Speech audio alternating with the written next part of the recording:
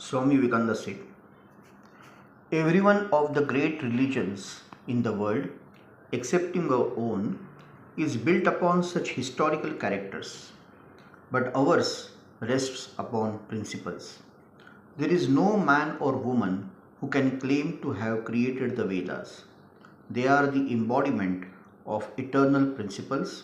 Sages discovered them, and now and then the names of these sages are mentioned. Just their names. We do not even know who or what they were. In many cases, we do not know who their fathers were. And almost in every case, we do not know when and where they were born. But what cared they, these sages, for their names? They were the preachers of principles, and they themselves, so far as they went, tried to become illustrations of the principles they preached. At the same time, just as our God is an impersonal and yet a personal God, so is our religion a most intensely impersonal one, a religion based upon principles and yet has an infinite scope for the play of persons. For what religion gives you more incarnations, more prophets and seers, and still waits for infinitely more? The Bhagavata says that incarnations are infinite, leaving ample scope for as many as you like to come. Therefore, if any one or more of these persons in India's religious history, any one or more of these incarnations, and any one or more of our prophets are proved not to have been historical, it does not injure our religion at all. Even then, it remains firm as ever because it is based upon principles and not upon persons. It is in vain we try to gather all the peoples of the world around a single personality. It is difficult to make them gather together even around eternal and universal principles. If it ever becomes possible to bring the largest portion of humanity to one way of thinking in regard to religion, mark you, it must be always through principles and not through persons. Yet, as I have said, our religion has ample scope for the authority and influence of persons. There is that most wonderful theory of Ishta, which gives you the fullest and the freest choice possible among these great religious personalities. You may take up any one of the prophets or teachers as your guide and the objects of your special adorations. You are even allowed to think that he whom you have chosen is the greatest of the prophets, greatest of all the avatars. There is no harm in that. But you must keep to a firm background of eternally true principles. The strange fact here is that the power of our incarnations has been holding good with us only so far as they are illustrations of the principles in the Vedas. The glory of Sri Krishna is that he has been the best preacher of our eternal religion of principles and the best commentator on the Vedanta that ever lived in India.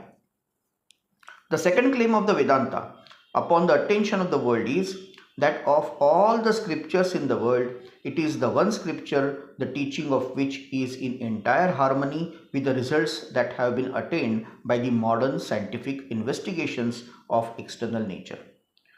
Two minds in the dim past of history, cognate to each other in form and kinship and sympathy, started being placed in different routes. The one was the ancient Hindu mind, the other the ancient Greek mind. The former started by analyzing the internal world. The latter started in search of the goal beyond, by analyzing the external world. And even though the various vicissitudes of their history, it is easy to make out these two vibrations of thought as tending to produce similar echoes of the goal beyond.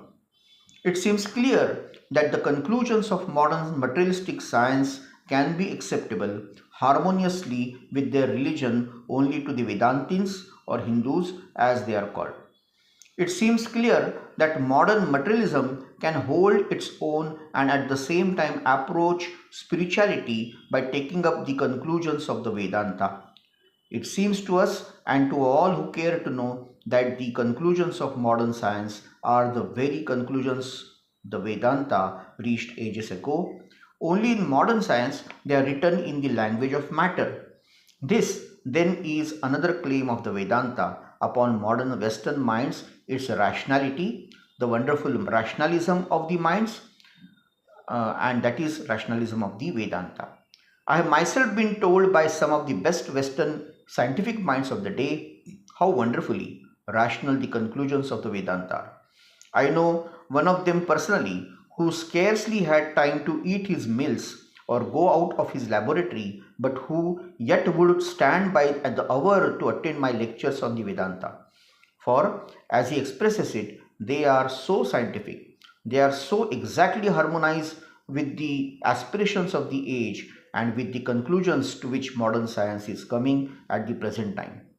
Two such scientific conclusions drawn from comparative religion I would specially like to draw your attention to. The one bears upon the idea of the universality of religions and the other on the idea of the oneness of the things. Now, we observe in the histories of the Babylon and among the Jews an interesting religious phenomena happening. We find that each of these Babylonians and Jewish peoples were divided into so many tribes, each tribe having a god of its own, and that these little tribal gods had often a generic name. The gods among the Babylonians were all called Baals, and among them the Baal Merodach was the chief. In course of time, one of these many tribes would conquer and assimilate the other racially allied tribes, and the natural result would be that the god of the conquering tribe would be placed at the head of all the gods of the other tribes. Thus, the so-called boasted monotheism of the Semites was created. Among the Jews, the gods went by the name of Moloch. Of these, there was one Moloch who belonged to the tribe called Israel, and he was called the Moloch Yahweh or Moloch Yahweh. In time, this tribe of Israel slowly conquered some of the other tribes of the same race, destroyed their Moloch, and declared its own Moloch to be the supreme Moloch of all the Moloch. And I am sure most of you know the amount of bloodshed, of tyranny, and of brutal savagery that this religious conquest entailed. Later on, the Babylonians tried to destroy the supremacy of the Moloch Yahweh, but could not succeed in doing so. It seems to me that such an attempt at tribal self-assertion in religious matters might have taken place on the frontiers of India also. Here too, all the various tribes of the Aryans might have come into conflict with each other for declaring the supremacy of their several tribal gods. But India's history was to be otherwise, was to be different from that of the Jews. India alone was to be of all lands, the land of toleration and of spirituality, and therefore the fight between tribes and their gods did not long take place here. For one of the greatest sages that was ever born, found out here in India, even at that distant time which history cannot reach, into whose gloom even tradition itself dares not peep, in that distant time the sage arose and declared, Ekam Sat Vipra Bahuda Vadanti. He who exists is one, and the sages call him variously. This is one of the most memorable sentences that was ever uttered, one of the grandest truth that was ever discovered, and for us Hindus, this truth has been the very backbone of our national existence. For throughout the vistas of the centuries of our national life, this one idea, Ekam Sat Vipra Bahuda Vadanti, comes down, gaining in volume and in fullness till it has permeated the whole of our national existence, till it has mingled in our blood, has become one with us. We love that grand truth in every vein, and our country has become the glorious land of religious toleration. It is here and here alone that they build temples and churches for the religions which have come with the object of condemning of old religion. This is one very great principle that the world is waiting to learn from us. Hey, you little know how much of intolerance is yet abroad. It struck me more than once that I should have to leave my bones on foreign shores owing to the prevalence of religious intolerance. Killing a man is nothing for religion's sake. Tomorrow they may do it in the very heart of the boasted civilization of the West, if today they are not really doing so. Outcasting in its own most horrible forms would often come down upon the head of a man in the West if he dared to say a word against his country's accepted religion. They talk glibly and smoothly here in criticism of our caste laws. If you go to the West and live there as I have done, you will know that even some of the biggest professors you hear of are arrant cowards and dare not say, for fear of public opinion, a hundredth part of what they hold to be really true in religious matters. Swami Vivekananda. The mission of the Vedanta in his Indian lectures.